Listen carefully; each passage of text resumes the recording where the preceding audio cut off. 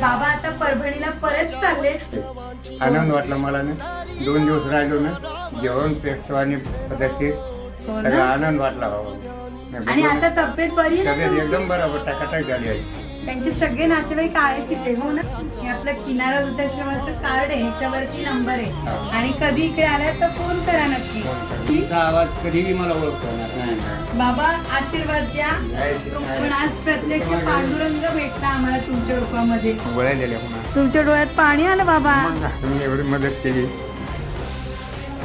घ्या बाबा, नातवाचा फोन आहे. पोचले की आम्हाला फोन करा तेवढा.